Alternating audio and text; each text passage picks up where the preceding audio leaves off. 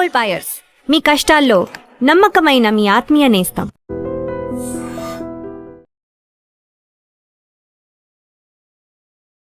నమస్తే, welcome to I dream social spot light with Kavitha.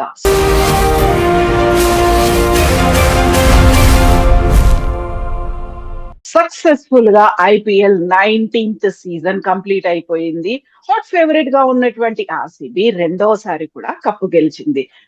Almost 17 ఏళ్ల విరామం తర్వాత కన్సిక్యూటివ్ గా రెండోసారి ఆర్సీబీ కప్ అయితే కొట్టింది. బట్ మొత్తం ఎంటైర్ ఎపిసోడ్ లో బాగా డిసప్పాయింట్మెంట్ ఎక్కడ కనిపించింది, ఎక్సైట్మెంట్ ఎక్కడ కనిపించింది, మోస్ట్ హాట్ ఫేవరెట్ క్రికెటర్ గా ఎవరు నిలిచారు, ఎవరు డిస్గస్టింగ్ గా అనిపించారు, బోల్డ్ అన్ని ఉన్నాయి మాట్లాడుకోవడానికి. మనతో పాటుగా ఉన్నారు sports analyst and cricket commentator Venkatesh గారు. వెంకటేష్ గారు, నమస్కారం అండి. నమస్తే కవిత గారు. సో ముందు నుంచి ఎక్స్పెక్ట్ చేశారా ఆర్సీబీ ఒక హాట్ ఫేవరెట్ గా ఉంది, ఆర్సీబీ కప్ కొడుతుంది అనేది? అంటే టోర్నమెంట్ స్టార్ట్ కాకముందు మనకి ఆర్సీబీతో పాటు ఎస్ఆర్హెచ్, ముంబై, పంజాబ్ కింగ్స్ ఇవన్నీ కూడా స్ట్రాంగ్ గా కనిపించాయి. ఇక్కడ పంజాబ్ కానీ ఆర్సీబీ కానీ లాస్ట్ ఇయర్ ఏవైతే ఇద్దరు ఫైనలిస్ట్ లేదా లాస్ట్ ఇయర్ అదే టీం ఆల్మోస్ట్ సేమ్ ఉన్నారు కాబట్టి మళ్ళీ వాళ్ళు అది బాగానే అలా పర్ఫామ్ చేస్తారు అనుకుని, అలాగే ఎస్ఆర్హెచ్ కూడా చాలా స్ట్రాంగ్ గా కనిపించింది. ముంబై కూడా లాస్ట్ టైం కూడా వాళ్ళు ప్లే ఆఫ్స్కి వెళ్ళారు. సో ఈ 4 టీమ్స్ చాలా స్ట్రాంగ్ గా మనకు కనిపించినాయి. బట్ టోర్నమెంట్ స్టార్ట్ అయిన తర్వాత ఆర్సీబీ మిగతా వాళ్ళకంటే చాలా ముందుకు తీసుకెళ్ళింది. లాస్ట్ ఇయర్ ఏ రకంగా అయితే వాళ్ళు అద్భుతంగా ఆడి కప్ కొట్టారో ఈసారి కూడా అదే ఫామ్ ని కంటిన్యూ చేసినట్టుగా నాకు అనిపిస్తుంది. They continued from where they left of in the last season. So ఇప్పుడు ఆర్సీబీతో పాటుగా ఎస్ఆర్హెచ్ గురించి మాట్లాడుకుంటే, ఎస్ఆర్హెచ్ లో ముందు అంతా ఈ టీం ఇలా పెర్ఫార్మ్ చేస్తుందా, ఇంతమంది బ్యాటర్లు ఉన్నారు, బౌలర్లు ఎక్కడున్నారు అనే దగ్గర నుంచి కూడా క్వాలిఫైయర్స్ దాకా తీసుకురావడం అనేది అక్కడ ఎవరి ప్రయారిటీ లేకుంటే ఎవరి ఎఫర్ట్స్ ఎంతలా అనిపించాయి మీకు?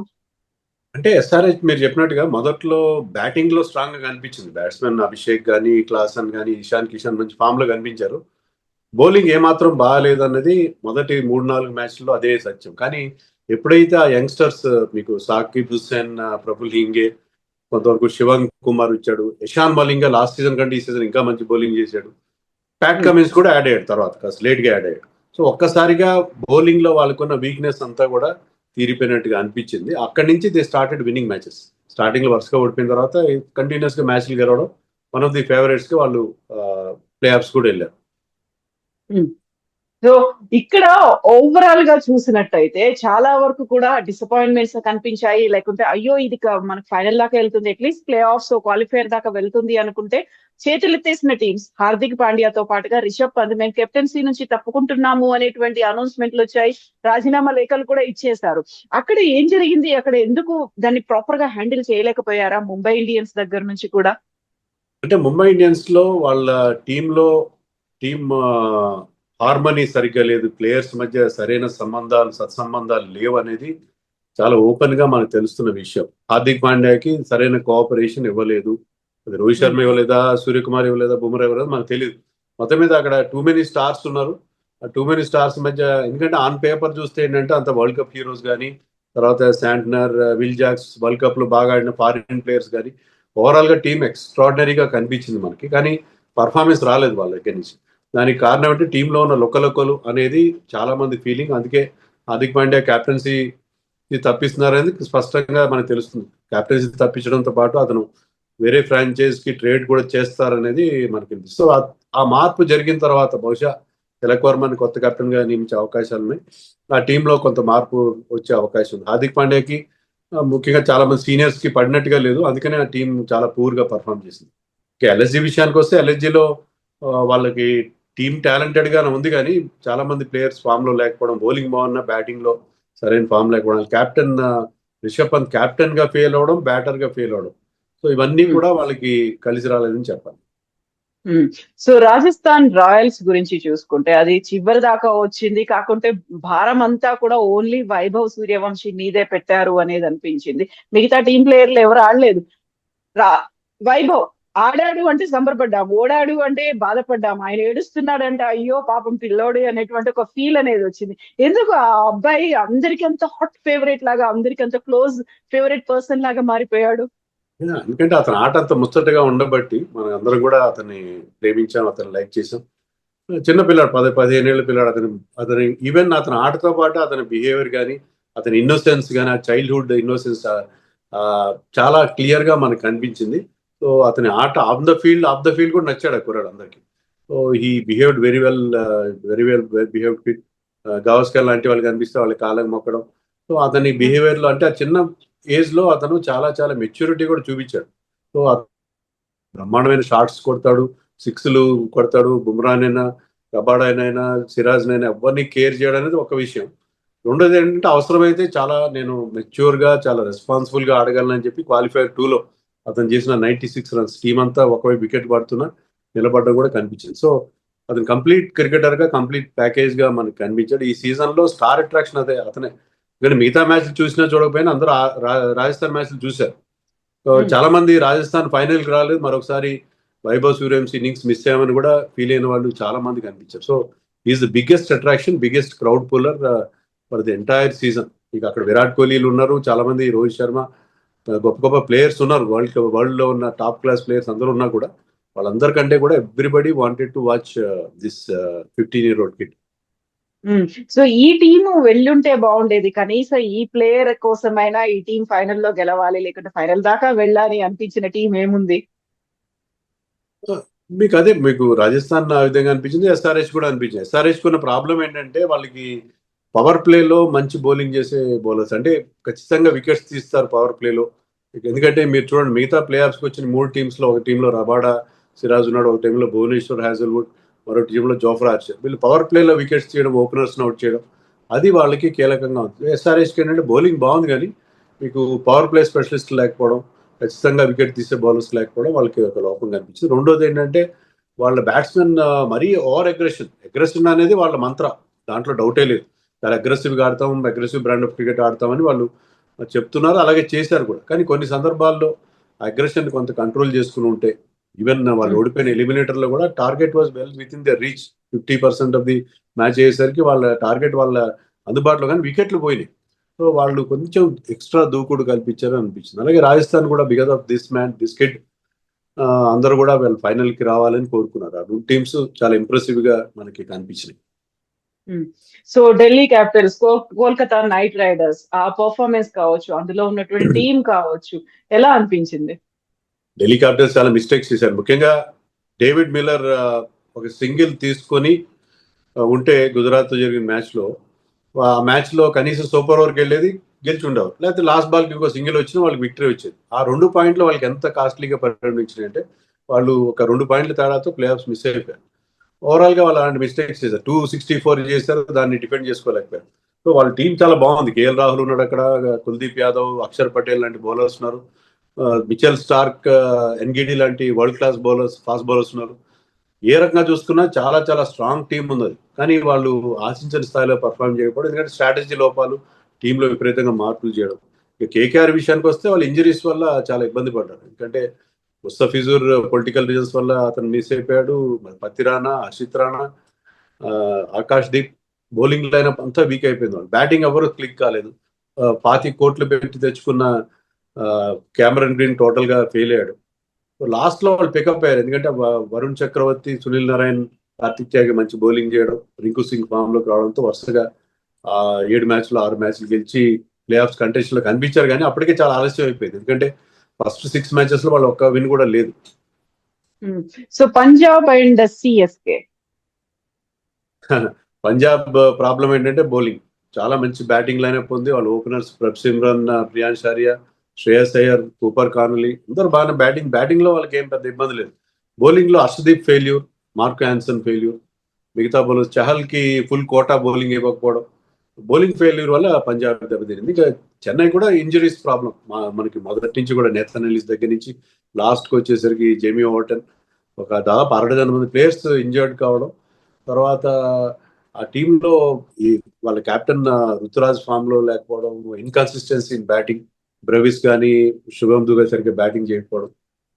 సో ఆ టీం కి చాలా ప్రాబ్లమ్స్ కనిపించాయి. టీం బాగుంది, వాళ్ళ టీం కూడా బాగుంది. నెక్స్ట్ సీజన్ లో ఇంజరీస్ లేకుండా ఉంటే టీం బాగా సెటరేట్ గా ఉంది. ఈ సీజన్ లో వాళ్ళు చాలా చాలా disappointing for them. And CSK కి సంబంధించి చూస్తే అందరికీ ఒక డిసప్పాయింట్మెంట్, ధోని ఆడలేదు. అసలు ధోని కోసమే స్టేడియంకి వచ్చిన వాళ్లకు ప్రతి ఒక్కరు కనీసం ధోని కనిపిస్తాడా, ఆడకపోయినా పర్లేదు మాకు కనిపిస్తే చాలు అనేటువంటి ఆ స్టేజ్ నుంచి కూడా వాళ్ళు అలాగే నిష్క్రమించడం అనేది. సో ధోని మళ్ళీ నెక్స్ట్ సీజన్ ఆడతారా లేదా, ధోని రిటైర్మెంట్ అవుతారేమో, ప్రతిసారి ఆ బాధ అనేది ప్రతి ఒక్కరిలోనూ కనిపించింది.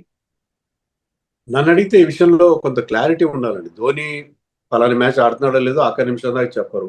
టీంతో వెళ్తున్నాడో లేదో తెలియదు.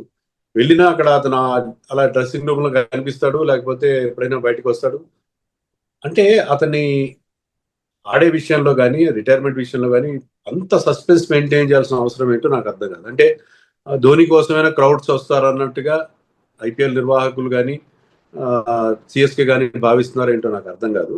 ధోని సీజన్ లో ఇంజరీ ఉండొచ్చు అతనికి, కానీ అంత సీరియస్ ఇంజరీ కాకపోవచ్చు. ఎందుకంటే అతను ఆడేది లాస్ట్ సీజన్ లో కూడా చూసాం, లాస్ట్ 1 or 2 hours లో వచ్చి కొన్ని సిక్స్లు కొట్టడం, ఆడాల్సి వస్తే ఇంపాక్ట్ ప్లేయర్ గా ఆడి ఉండొచ్చు.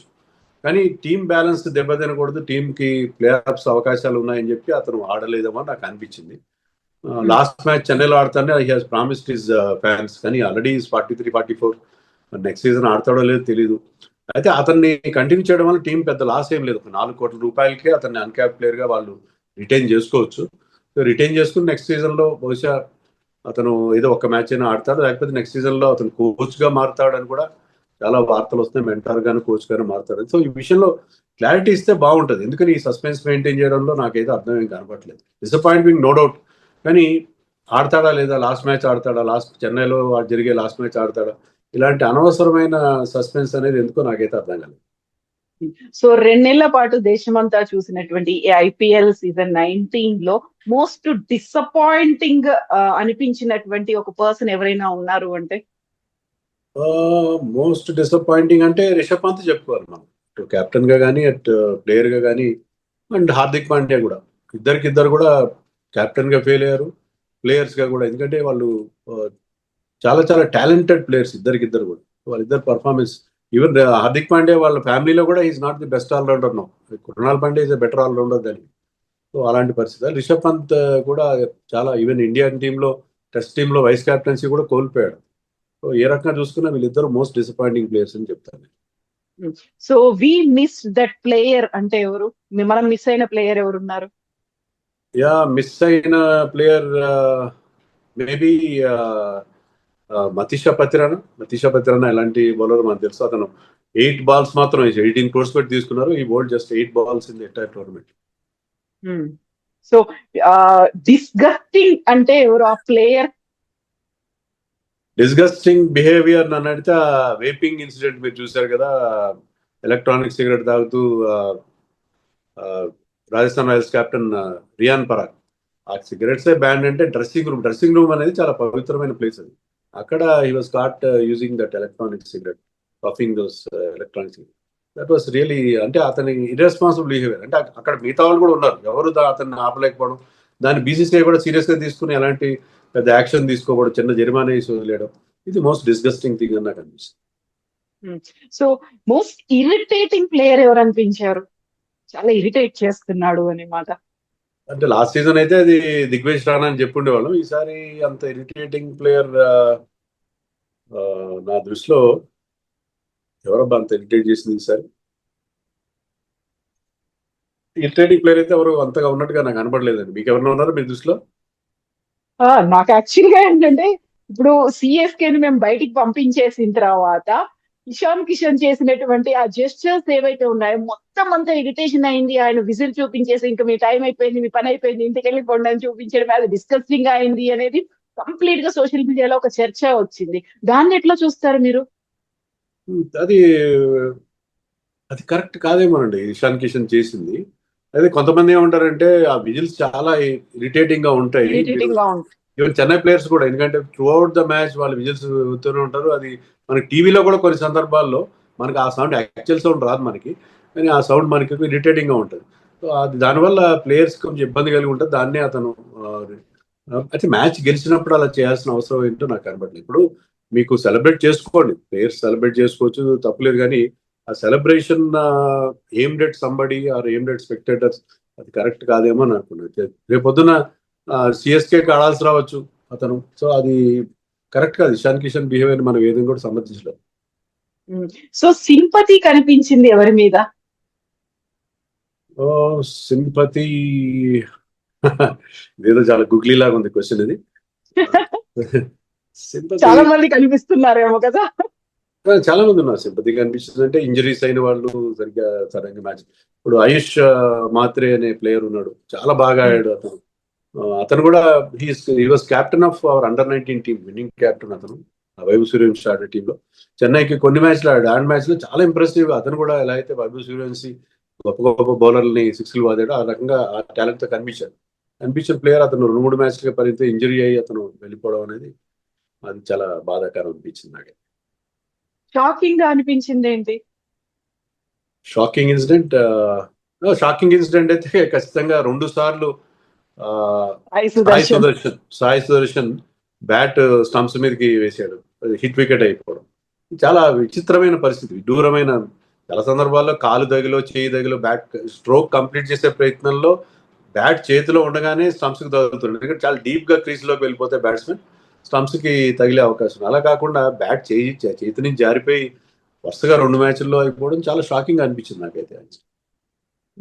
సో నిన్న కప్పు గెలుచుకుంది కోహ్లీ టీం. యూజువల్ గా రజత్ పాటిదార్ కంటే కూడా కోహ్లీ గెలిస్తే బాగుండు, కోహ్లీ కప్ తీసుకుంటే బాగుండు అని చూస్తున్న వాళ్ళు కోట్లలో కనిపించారు. ఆ ఆనందం అదంతా కనిపించిన తర్వాత ఒక రకంగా సెలబ్రేషన్స్ అనేవి కోహ్లీ ఫాలోవర్స్, ఆర్సీబీ కంటే కూడా కోహ్లీ ఫాలోవర్స్ దేశవ్యాప్తంగా సెలబ్రేషన్స్ అనేవి చేసుకున్న రోడ్ల మీదకి వచ్చారు.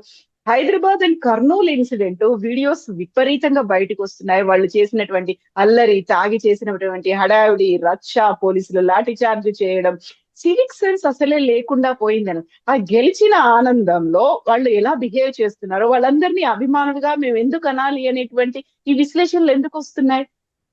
నిజమేనండి, దీన్ని ఎవరు కూడా సమర్థించలేరండి. ఎందుకంటే కోహ్లీ ఫ్యాన్స్ ఉండొచ్చు, ఆర్సీబీ ఫ్యాన్స్ ఉండొచ్చు, మీరు విక్టరీని సెలబ్రేట్ చేసుకోవచ్చు. కానీ ఈ పద్ధతులుగా సెలబ్రేట్ బస్సుల అద్దాలు పగలగొట్టి వేరే వాళ్ళకి ఇబ్బంది కలిగించి మీరు మీ ఇళ్లలో సెలబ్రేట్ చేసుకోండి, అదే రోడ్ల మీదకి వచ్చినా మీరు ఏదో స్లోగన్స్ రైజ్ చేస్తూ లేకపోతే డాన్సులు చేస్తూ సెలబ్రేట్ చేసుకోండి. అంతేగాని మీరు ఇలాంటి ఒక వ్యాండలైజ్ చేయడము, ఇలాంటి మాబ్ మెంటాలిటీ, మాబ్ ఫ్రెంజీ అనేది ఎవరు కూడా సపోర్ట్ చేసే పరిస్థితి ఉండదు. అభిమానం అనేది ఉండడం తప్పులేదు, కానీ అభిమానం ఏంటంటే ఈ should not reflect on your team or your player. ఈ ప్లేయర్ కూడా సిగ్గుతో తలవించుకునేలాగా ప్రవర్తించకూడదు. రేపొద్దున కోహ్లీని ఎవరో వచ్చి మా ఫ్యాన్స్ తరఫున నేను అపాలజీ చెప్తున్నాను, క్షమించమని అడిగితే అది వాళ్ళకే చాలా తలవంపులుగా ఉంటుంది, కరెక్ట్ కాదు కదా. లాస్ట్ ఇయర్ కూడా మనం చూసాం, వీళ్ళు టైటిల్ గెలిచిన తర్వాత బెంగళూరులో ఒక సెలబ్రేషన్స్ ఏర్పాటు చేస్తే స్టాంపీడ్ జరిగి 11 మంది ప్రాణాలు కోల్పోయారు. చాలా దారుణమైన పరిస్థితి. సో అభిమానం ఉండడం తప్పులేదు, కానీ అభిమానాన్ని ఎలా సెలబ్రేట్ చేసుకోవాలి, ఏ రకంగా మనం మీరు అన్నట్టుగా సివిక్ సెన్స్ ఉండాలి, వేరే వాళ్ళ ప్రైవసీని మనం రెస్పెక్ట్ చేయాలి, దాని ప్రకారం చేయాలి. అర్ధరాత్రి వచ్చి మీరు తాగి తందనాలు ఆడితే అది సెలబ్రేషన్ కింద రాదు. అది ఏ రకంగా కూడా దాన్ని ఎవరు కూడా సమర్థించలేరు. అండ్ మీరు చెప్పినట్టుగా లాస్ట్ టైం చిన్నస్వామి స్టేడియంలో ఒక స్టాంపీడ్ 11 మంది చనిపోయారంటే ఈసారి ఇంకా ఎక్కువ జాగ్రత్తలు తీసుకోవాల్సినటువంటి పరిస్థితులు అనేవి వచ్చాయి. ఎక్కడ సెలబ్రేషన్స్ చేసుకుంటున్నారు, ర్యాలీగా వెళ్తున్నారా లేదా, ఈ ఆడియన్స్ ని ఎలా కంట్రోల్ చేస్తారు, ఎవరైతే వాళ్ళ ఫ్యాన్స్ ఉన్నారో వాళ్ళందరినీ ఎలా కంట్రోల్ చేస్తారు అనేది. ఈ మాస్ సెలబ్రేషన్స్ మనం అవాయిడ్ చేయాలండి, ఎందుకంటే కంట్రోల్ ఉండదు. ఎందుకంటే ఇలాంటి సిచ్యుయేషన్ లో అభిమానులు అందరూ కూడా రావాలి, కోహ్లీని చూడాలి మేము ఖచ్చితంగా అని చెప్పి వస్తారు. దీనికి అక్కడ ఒక స్టేజ్ లో పోలీస్ ఫోర్స్ ఎంత పెట్టినా కూడా కంట్రోల్ చేయడం కాదు. అందుకని మీరు మాస్ సెలబ్రేషన్స్ ప్లాన్ చేస్తే దానికి చాలా ఎక్కువ టైం తీసుకొని విశాలమైన గ్రౌండ్, వాళ్ళకి బయటికి మంచి అవుట్లెట్స్ ఉండే ప్లేస్ చూసుకుని అన్ని రకాల plan A, plan B, plan C అన్ని సిద్ధంగా పెట్టుకొని చేసుకోవాలి. లేకపోతే హడావిడిగా చేసి సెలబ్రేషన్ అరేంజ్ చేస్తున్నాం, మళ్ళీ పలాని ప్లేయర్ ఉండట్లేదు, పలాని ఏదో ఇబ్బంది ఉంది అని చేస్తే మాత్రం కరెక్ట్ కాదు. పెద్ద మీరు ఇండియాలో ఫ్యాన్స్ సంఖ్య చాలా, ముఖ్యంగా ఆర్సీబీ లాంటి టీంకి విపరీతమైన ఫ్యాన్ బేస్ ఉంది. ఎంతమంది వస్తారు మీరు ఊహించిన దానికంటే డబల్ కూడా వచ్చే అవకాశం ఉంది. సో సెలబ్రేషన్స్ కనుక ప్లాన్ చేస్తే దాన్ని ప్రాపర్గా ప్లాన్ చేయాలి, ఎలాంటి అన్టువర్డ్ ఇన్సిడెంట్ జరగకుండా అన్ని రకాల జాగ్రత్తలు తీసుకోవాల్సిన అవసరం. సో ఇప్పుడు నెక్స్ట్ మన ఇండియన్ టీమ్ లో కూడా ఈ ప్లేయర్ ఉండాలి, మంచి ఫ్యూచర్ ఉంది అని అంటే ఎవరు గుర్తొస్తారు? ఇమీడియట్ గా అయితే నేను వైభవ్ సూర్యవంశీని ఆడించాలని అన్నాను నేను. ఎందుకంటే 2 రీజన్స్. ఒకటి ఏంటంటే ఆల్రెడీ టీం అక్కడ సెట్ అయి ఉంది, ఇతనికి ఇంకా టైం ఉంది. డొమెస్టిక్ ఆడినివ్వండి, అతన్ని ఇంకా రాటుదేవాలి, ఇంకా డెక్కమ్మకెళ్ళి తినాలి. రెండోది దెబ్బలు తగలకూడదు. ఆల్రెడీ మనం క్వాలిఫైర్ 2లో చూసాం, రబాడా వేసిన ఒక బాల్ అతనికి సరిగ్గా హెల్మెట్ మీద తగిలింది. అదృష్టవశాత్తు అలాంటి సీరియస్ ఇంజరీ కాదు, చిన్న కురాడికి. ఇంటర్నేషనల్ క్రికెట్ అయితే వెళ్తే అక్కడ మీకు బౌన్సర్ల మీద బౌన్సర్లు వేస్తారు, they will aim at his body. అక్కడ ఎవరు ఎలాంటి ఇది చూపించారు, కనికరం చూపించారు. కాబట్టి ఆ రకంగా అతను ఇమీడియట్ గా పుష్ చేయాల్సిన అవసరం ఉంటుందని నేను అనుకోను. రెండోది, నాకు ప్రిన్స్ యాదవ్ అనే బౌలర్ ఉన్నాడు ఎల్ఎస్జీలో, ఆల్రెడీ ఇండియన్ టీమ్ కి సెలెక్ట్ అయ్యాడు T20s లో. ఈజ్ వెరీ గుడ్ అతను. తర్వాత రజత్ పాటీదార్ కూడా అద్భుతమైన ఫామ్ లో ఉన్నాడు. So Rajat Patidar should play one days and T20s or test matches. Spin చాలా ఆడతాడు. ఇండియాలో ఇప్పుడు చాలా మంది ప్లేయర్స్ స్పిన్ సరిగా ఆడలేదు. So Rajat Patidar all 3 formats కి అతను మళ్ళీ ఒకసారి ట్రై చేయాలి నేను అనుకుంటున్నాను. అలాగే దేవదత్ పడిక్కల్ కూడా అద్భుతమైన ఫామ్ లో ఉన్నాడు. అతన్ని కూడా టెస్ట్ మ్యాచ్లకి తర్వాత వన్ డేస్ కి కన్సిడర్ చేయాలని నేను అనుకుంటున్నాను. సో యూజువల్ గానే మన ఇండియన్ టీం ఆడుతుంది అంటే 11 మంది వాళ్ళు అక్కడ ఆడతారు, స్టేడియం లో ఉంటారు వాళ్ళందరూ. బట్ ఐపీఎల్ చూస్తే ఆల్మోస్ట్ ఒక 2 నెలల పాటు కొనసాగుతుంది. 10 టీములు ఉన్నాయి, దేశ విదేశీ అంతా ఒక మిక్సింగ్ లాగా ఉండేటువంటి దాంట్లో 500 మంది ప్లేయర్లు ఆడుతున్నారు. అక్కడ స్పోర్టీ సెన్స్ ఉండదు, లేకపోతే ఒక క్రికెట్ అనేటువంటి ఒక ఫీల్ అనేది అక్కడ కనిపించదు. కంప్లీట్ గా ఒక బిజినెస్ లాగా అయిపోయింది. 100 కోట్లు ఒక్కొక్క మ్యాచ్ కు వస్తూ ఉంటాయి, 1000 కోట్లు ఇంతమంది ఖర్చు పెట్టి చూస్తే అక్కడ క్రికెట్ అనే స్పిరిటే అక్కడ కనిపించట్లేదు కదా. క్రికెట్ అనేదే లేదు అక్కడ, మొత్తం కమర్షియలైజ్ అయిపోయింది, మర్చెండైజింగ్ అవుతోంది, యాడ్ రెవెన్యూ వస్తున్నాయి. దీని మీద ఆధారపడేటువంటి ఒక లక్షల కోట్ల ఒక టర్న్ ఓవర్లు ఇవే కనిపిస్తున్నాయి. ఎవరికైతే డబ్బు ఉందో వాళ్ళు మాత్రమే టీం కొనుక్కుంటారు, వాళ్ళకి తగ్గట్టుగానే ప్లేయర్లను పెట్టుకుంటారు. దీని ఎలా క్రికెట్ అంటారు అని వాళ్ళకి ఏం చెప్తారు మీరు? ప్యూర్ బిజినెస్ అయిపోయింది, దాంట్లో ఏం డౌట్ లేదు. అయితే చాలా మందికి అది ఉపాధిగా ఉంది కాబట్టి ఇది ఒక వ్యాపారంగా మేము పరిశ్రమగా భావించాలి. ఎంటర్టైన్మెంట్ ఇండస్ట్రీలో ఒక భాగం అది. అయితే మీరు అన్నట్టుగా ఇప్పుడు సామాన్యమైన ప్రేక్షకులకి ప్రాపర్ ఫెసిలిటీస్ లేకపోవడం, నేను కొన్ని వీడియోలు చూశాను. ఏంటంటే అక్కడ వాటర్ కూలర్స్ పెట్టారు, కానీ దాని కనెక్షన్ తీసేసి వాటర్ అక్కడ అవైలబుల్ ఉండదు. వాటర్ బాటిల్ మీ ఇక్కడ 150 రూపాయలకు అమ్ముతున్నారు స్టేడియంలో. టికెట్ల రేట్లు విపరీతంగా పెంచారు, అక్కడ టాయిలెట్స్ సరిగ్గా ఉండవు. సో ఇంత మీరు అన్నట్టు లక్షల కోట్ల రూపాయలు ఇన్కమ్ జనరేట్ అవుతుంది, కానీ ఇది ఎంత ఎవరి నుంచి జనరేట్ అవుతుంది? ఫ్యాన్స్ అభిమానాన్ని సొమ్ము చేసుకుంటున్నారు, కానీ ఫ్యాన్స్ కి మినిమం ఫెసిలిటీస్ ఇస్తున్నారు, ఇవ్వట్లేదు. సో ఫ్యాన్స్ నెగ్లెక్ట్ చేసి టోర్నమెంట్ పెరుగుతుంది, బిర్లాలు, టాటాలు అందరూ, అంబానీలు, అదానీలు వీళ్ళందరూ టీంలు కొనుక్కున్నారు. వాళ్ళందరూ హాయిగా మంచి విఐపి ఎన్క్లోజర్స్ లో కూర్చొని చూస్తారు. ముంబై ఇండియన్స్ అయితే వాళ్ళు ప్రత్యేకమైన సోఫాల్లో కూర్చొని చూస్తారు. అంతా అంతా బాగానే ఉంది. సో ఇదంతా ఒక ఎలిటిస్ట్ కాన్సెప్ట్ తో నడుస్తున్న టోర్నమెంట్ గా మారిపోయింది, నో డౌట్. ఎవరి నుంచి అయితే ఆ రెవెన్యూ జనరేట్ అవుతుందో ఆ ప్రేక్షకుడిని ఎవరు పట్టించుకోవట్లేదు, ఏమాత్రం ఫెసిలిటీస్ బాగట్లేదు.